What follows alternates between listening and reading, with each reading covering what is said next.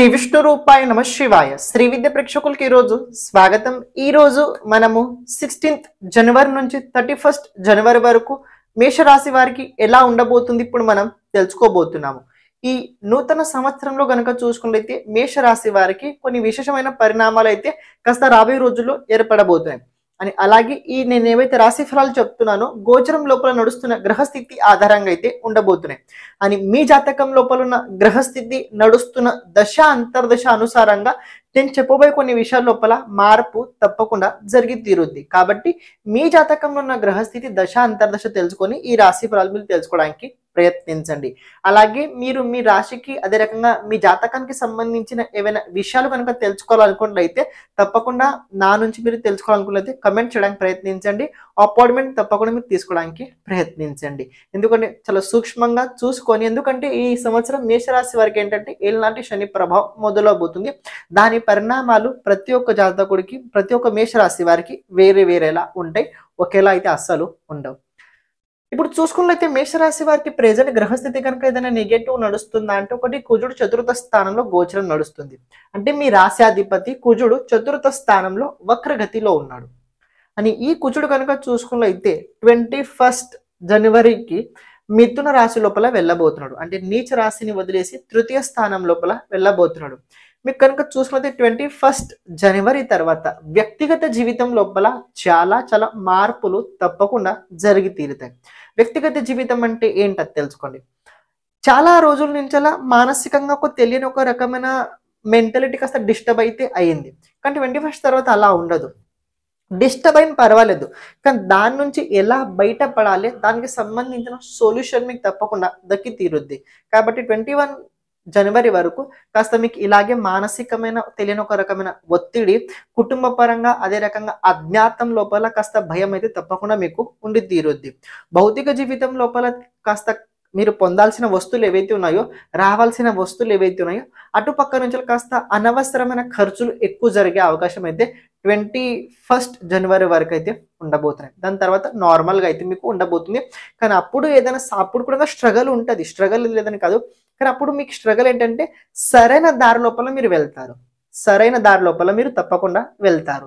ఇంకొక పాయింట్ తెలుసుకోండి. ఇక్కడ దేవగురు బృహస్పతి ద్వాదశాధిపతి అదే రకంగా మీ భాగ్యాధిపతి అయి ఉండి ధనస్థానంలో వక్రగతిలో ఉండడం వల్ల ఇది కనుక చూసుకుంటే ఓకే పర్వాలేదు నార్మల్, కానీ ఇక్కడ ఈ దేవగురు బృహస్పతి మీకు కొన్ని విషయాల్లో మంచి తప్పకుండా చేసి తీరుతాడు. ఫస్ట్ ఆఫ్ ఆల్ ఏంటంటే ఇక్కడ ఖర్చులు ఏవైతే ఉంటాయో అవి మీ లైఫ్ లోపల ఖర్చులు ఏవైతే జరుగుతాయో అవి ఎక్కువ శాతం కనుక చూసుకున్నది ఫ్యామిలీలో పైన జరుగుతాయి. ఫ్యామిలీ పైన అంటే ఏంటి, ఒకటేంటంటే అనవసరమైన ఖర్చులు అవ్వవు. చెప్పాల్సింది ఏంటంటే ఖర్చులు ఎక్కువ అవుతాయి కానీ ఇంట్లోనే అవుతాయి. సిస్టర్కి కావచ్చు, వైఫ్కి కావచ్చు, మదర్కి కావచ్చు, బ్రదర్కి కావచ్చు, ఫాదర్కి కావచ్చు. అంటే మీ చేతుల నుంచి జరగాల్సిన బాధ్యతలు ఏవైతే ఉన్నాయో అవి బాధ్యతలు పెరుగుతుంటాయి. ఆ బాధ్యతకి ప్రత్యేక ఈ టైంలో కావాల్సింది ఏంటంటే ధనం ఇటు కుటుంబ పరంగా ఖర్చులు అవుతుంటాయి. కాబట్టి మీ ఖర్చు పెట్టట్లేదు, మీరు బాధ్యతని నెరవేరుస్తున్నారు. కానీ మీకు డబ్బు వచ్చుద్దా రాదా అంటే తప్పకుండా డబ్బు వచ్చుద్ది, నెమ్మదిగా వచ్చుద్ది. భయపడుతుంటారు, డబ్బు వచ్చుద్దా రాదని భయం ఉంటుంది. ఎందుకంటే ఏకాదశ స్థానం లోపల శనిదేవుడు ఉన్నాడు, దాంతో పాటు ధనాధిపతి కూడా ఏకాదశ స్థానంలో ఉండడం వల్ల తప్పకుండా డబ్బు వచ్చుద్ది. ఎక్స్ట్రా డబ్బు బోనస్ రూపంలో కూడా వచ్చుద్ది. కానీ అది చూసుకొని ఖర్చు పెట్టండి. కొన్నిసార్లు ఏంటంటే కుటుంబం లోపల అన్ని వస్తువులు ఉన్నా కూడా ఇంకా ఏదో చేయాలని కాస్త ఆనందం కలుగుతుంటుంటుంది, ఇంకేదో చేయాలని కాస్త తొందరపాటు చేస్తుంటారు. దాని పట్ల కాస్త నిగ్రహ పెట్టుకోవడానికి మీరు ప్రయత్నించండి. ఇక్కడ చతుర్థ స్థానంలో కుజుడు కనుక చూసుకున్నట్లయితే కుజుడు సప్తమ దృష్టి ఇక్కడ సూర్యుడి పైన ఉండబోతుంది అని. ఈ సూర్యుడి పైన దేవగురు బృహస్పతి సంబంధం ఉండబోతుంది, కేతు సంబంధం కూడా ఉండబోతుంది. సూర్యుడు మీ పంచమాధిపతి అయి ఉండి రాశి నుంచి దశమ స్థానంలో ఉండడం దీన్ని కేంద్ర త్రికోణ రాజయోగం అంటాం. ఈ యోగం కనుక చూసుకున్నట్లయితే ఇక్కడ మేషరాశి వారికి చాలా బాగుండి తీరొద్ది. ప్రత్యేకంగా ఏంటంటే బుద్ధిని ఎక్కువగా రాబోయే రోజుల్లో మేషరాశి వారు ఉపయోగించబోతున్నారు. కార్యక్షేత్రాల లోపల జాబ్ పరంగా కనుక చూసుకున్నట్లయితే జాబ్ అదే రకంగా బిజినెస్ పరంగా ఈ మేషరాశి జాబ్ బిజినెస్ అలాగే విద్యార్థులకి రాబోయే రోజుల్లో అనుకున్న లక్ష్యాన్ని సాధించడానికి చాలా తపన పొందబోతున్నారు. ఆ తపనతో పాటు ఇతరుల వ్యక్తి సహకారం కూడా మీకు లభించబోతుంది. కాబట్టి బెంగ పెట్టుకోవాల్సిన అవసరం లేదు, దిగులు పడాల్సిన అవసరం లేదు. మంచిగానే జరగబోతుంది, బాగానే ఉండబోతుంది.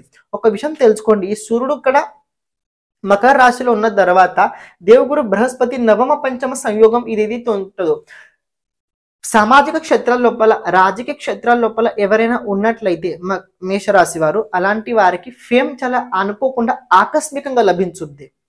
అనుకోకుండా ఆకస్మికంగా ఫేమ్ లభించుద్ది అని సోషల్ మీడియా నుంచి లభించే అవకాశం కూడా ఉండబోతుంది. ఏ పరంగా అంటే కుజుని సంబంధం కూడా సూర్యుడితో ఉండబోతుంది, కేతు సంబంధం కూడా సూర్యుడితో ఉండబోతుంది. కాబట్టి అనుకోకుండా సడన్లీ మీకు ఫేమ్ అయితే వచ్చే అవకాశాలు ఎక్కువగా ఉండబోతున్నాయి. మీరు చేస్తున్న పని లోపల గ్రోత్ కూడా మీకు తప్పకుండా లభించి తీరుద్ది. బిజినెస్ పరంగా కనుక చూసుకున్నది వ్యాపారస్తులు ఎవరైతే ఉన్నారో తప్పకుండా మీ వ్యాపారం లోపల గ్రోత్ అయి తీరుద్ది అని సోషల్ వర్కర్స్ లోపల అని సామాజిక క్షేత్రం లోపల చాలా మీ బిజినెస్ కి చాలా సపోర్ట్ అయితే దక్కి తీరుద్ది అని ఎక్స్ట్రా ఇన్కమ్ కోసం ఏదైనా ప్రయత్నిస్తున్నట్లయితే తప్పకుండా ప్రయత్నించండి. ఈ 15 రోజులు ఏదైతే ఉన్నాయో అవి మీకు చాలా అనుకూలంగా అయితే ఉండబోతున్నాయి. అండ్ ఇంకొక విషయం తెలుసుకోండి, 24th జనవరి రోజున బుధుడు ధనుసు రాశిని వదిలేసి మకర రాశిలో వెళ్ళబోతున్నాడు. జాబ్ పరంగా కూడా ప్రమోషన్ కావచ్చు, ఎవరికైతే జాబ్ లేదో జాబ్ లోపల మార్పు జరిగే అవకాశం కూడా కనబడబోతుంది.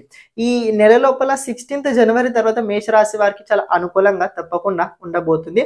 అనుకూలంగా అంటే ఒక విషయం తెలుసుకోండి, కష్టాలు దూరం అవుతాయని కాదు, కష్టాల్లో ఉండి ఆ కష్టాలకి సంబంధించిన సమస్యకి ఏదైతే సమాధానం ఉంటుందో అది మీకు చాలా ఈజీగా దక్కి తీరుద్ది అని ఈ నెల లోపల సంతాన యోగం కూడా కనబడుతుంది మేషరాశి వారికి.